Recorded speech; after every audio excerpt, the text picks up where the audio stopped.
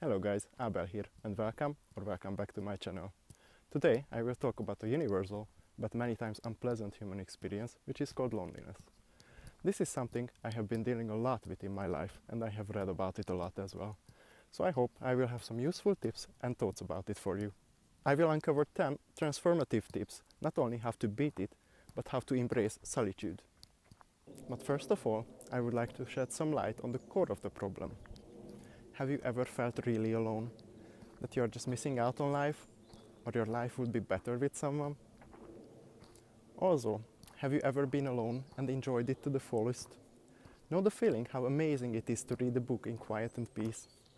How amazing it is to watch a movie alone? You see, the problem is not with being alone, but your thoughts about it. By the way, I'm on my way to my favorite spot, where I like to be alone, to read a book, or just to be with my thoughts. You see, loneliness is rooted in our thoughts and perceptions about it. One primary psychological aspect is the notion that life would be better with someone else. This perspective is deeply ingrained in our human psyche, reflecting on our innate desire for connectivity and companionship. To put this in other words,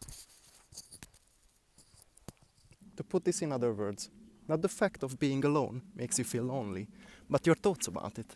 Negative self-talk can intensify the feelings of isolation. The internal dialogue that tells us that we are unworthy and others would be better off without us can contribute greatly to our feelings of loneliness. Recognizing and challenging these thoughts are crucial in addressing our loneliness. So here comes my 10 tips on how to embrace solitude.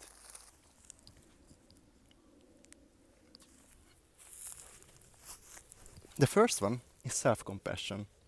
Self-compassion is treating ourselves with kindness and understanding. Psychologist Christine Neff, in her work, emphasizes that self-compassion involves 3 key elements: self-kindness, common humanity, and mindfulness. By acknowledging our shared human experience, we can foster a sense of connection, even in solitude. Second, engaging in hobbies. Engaging in things that we like can trigger the brain's reward system, releasing neurotransmitters like dopamine that contribute to feelings of pleasure and fulfillment. I personally found out that solo biking is the go-to for me. It always reminds me of how much fun and beauty I can experience alone, and that I am capable of whatever I set my mind to. The third one is connecting with nature. Environmental psychology suggests that exposure to nature can have positive effects on mental well-being. The biophilia hypothesis proposes that humans have an innate connection to nature, and spending time outdoors can alleviate stress and enhance overall psychological health. The fourth one is volunteering. Volunteering can provide a sense of purpose and fulfillment. The act of helping others triggers the release of oxytocin, a hormone associated with social bonding and positive emotions.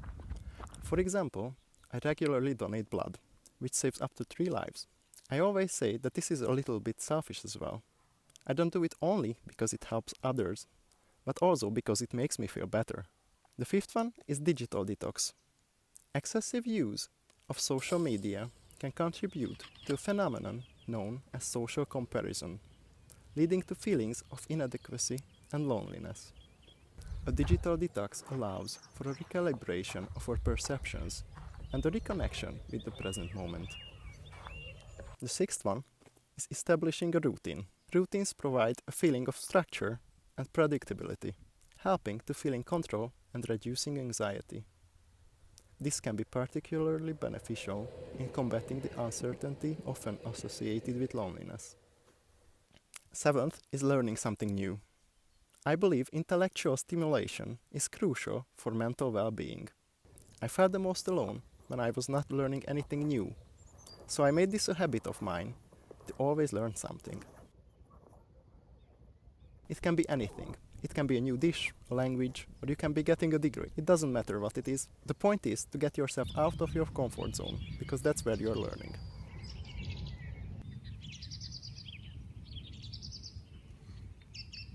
Learning new skills and acquiring knowledge also provides a sense of accomplishment. 8. Practice mindfulness. Mindfulness practices can help observe and distance us from negative thought patterns. By being in the present moment, we can cultivate a deeper appreciation for solitude and life itself.